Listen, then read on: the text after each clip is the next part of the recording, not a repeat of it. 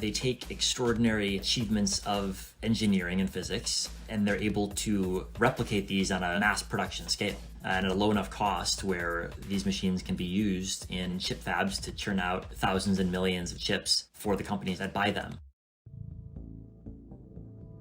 A completed EUV machine is actually made up of 7 different modules, each built at one of ASML's 6 manufacturing sites among its 60 total locations around the world, then shipped to and reassembled in Veldhoven for testing.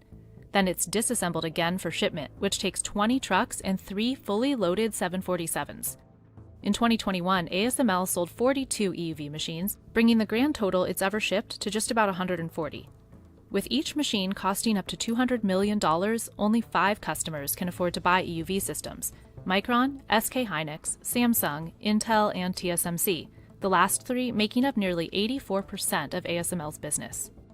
It certainly has eliminated a lot of players out of that market. So we saw global foundries back 5 years ago or more say that they weren't going to pursue a 7-nanometer chip.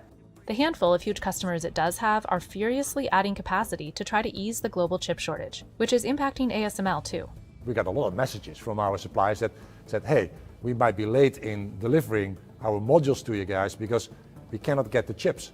And we said, well, if we cannot get the chips, we cannot make the machines to make more chips. So there's a catch-22. Huh? We're still managing, keep our fingers crossed, but it's a daily struggle. The question is, can ASML keep up with demand? I think the answer is probably yes. Maybe the growth will exceed even their targets. That's possible, but they're certainly preparing to ramp up the production, which is, I think, good news if you're worried about a chip shortage.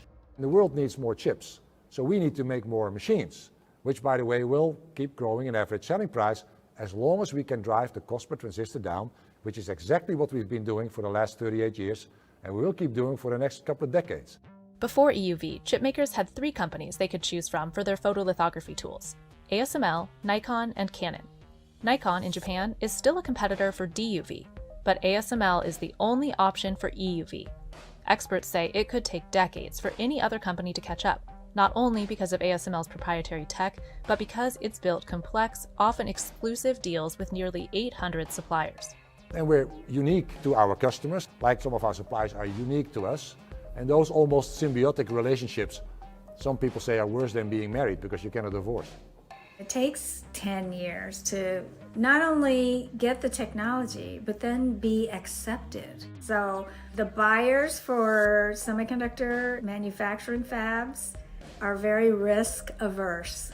One of the ways ASML has insulated itself against supply chain risks is by purchasing some of its suppliers, like Berliner Glass in 2020.